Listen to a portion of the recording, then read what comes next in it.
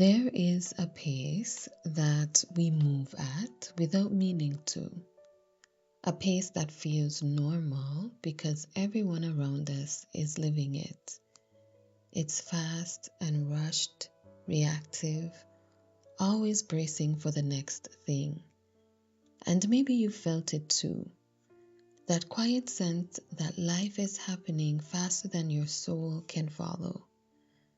There was a moment in Jesus' life that completely changed the way I think about hurry. It happened in John chapter 11, and once I saw it, I couldn't unsee it. Maybe you've been wondering if you're simply busy, or if you've been living at the pace God never asked for you to carry. And that's why today I want to explore with you what it means to live at the pace of Jesus. Hello everyone, my name is Carrie and welcome to the Unhurried Way. I create peaceful, scripture-centered voiceover devotionals for Christian women who want to live with more intention, more presence, and more awareness of God in the everyday rhythms. The laundry, the dishes, the errands, the homeschooling, the work, and the bedtime routines.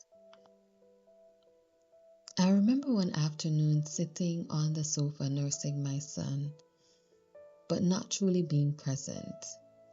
My mind was moving through everything left unchecked on my to-do list. I was thinking about tomorrow's schedule, the things I needed to accomplish, while my daughter was trying to tell me something important. My body was home, but my mind was already living in tomorrow. And in that moment, something inside me whispered, "This isn't the life God invited you into." I wasn't just busy, I was unavailable. Unavailable to God, unavailable to my family, unavailable to myself.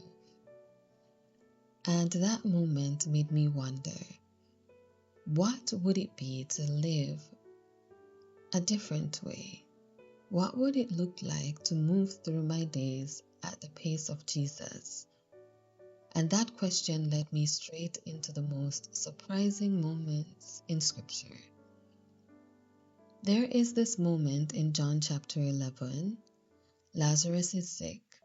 Mary and Martha send word to Jesus because they know he can help. They are waiting for him to come.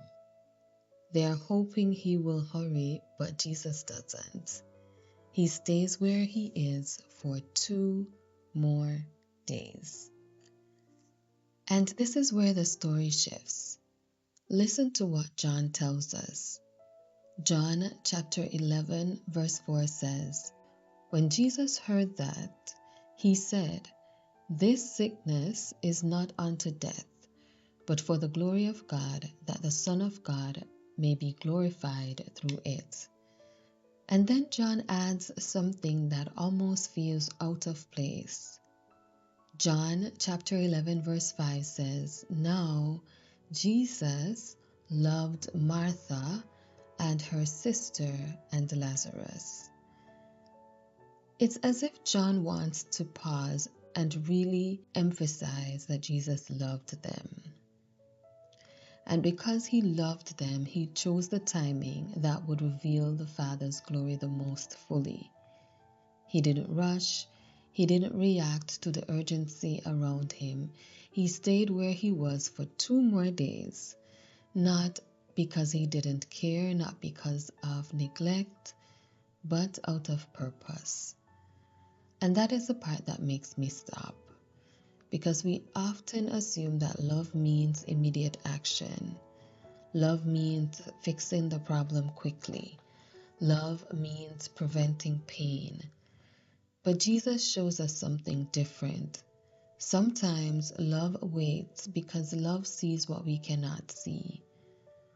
When Jesus finally arrives, Lazarus has already died, and everyone is grieving. But Jesus was never late. He was never behind schedule. He was never scrambling to catch up.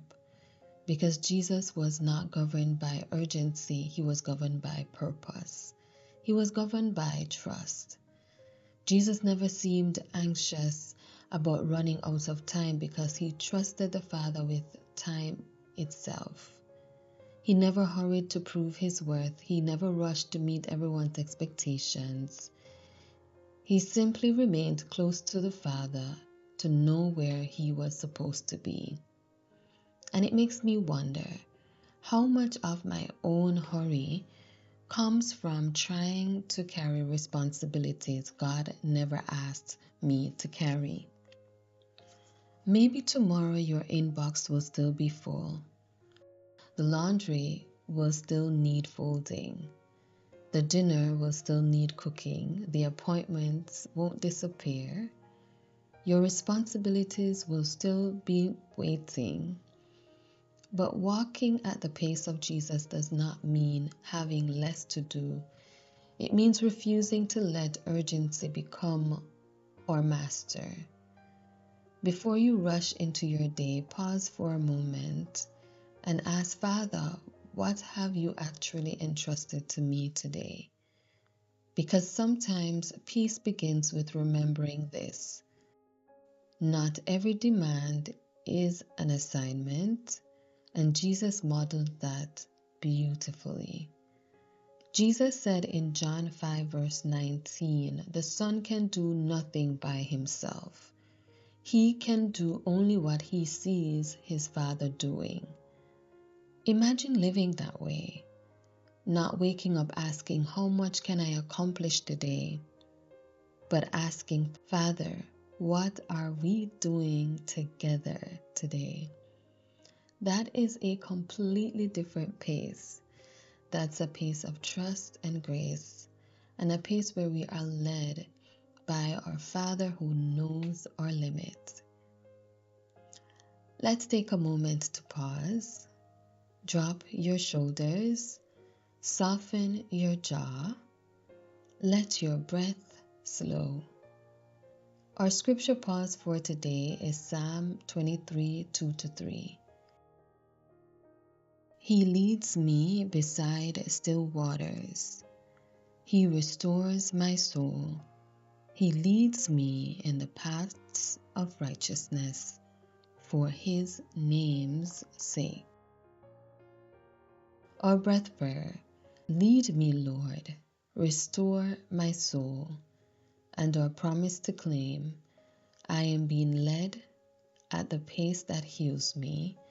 I am not behind. I am being guided. I am being led at the pace that heals me. I am not behind. I am being guided. If this devotional helped you to slow down and reconnect with God's presence, I've linked another devotional below called Christian Slow Living Isn't Less Life, but More of God in Your Real Life. It's a beautiful next step if you're longing for more intention, more awareness, and more of God's presence in your everyday life.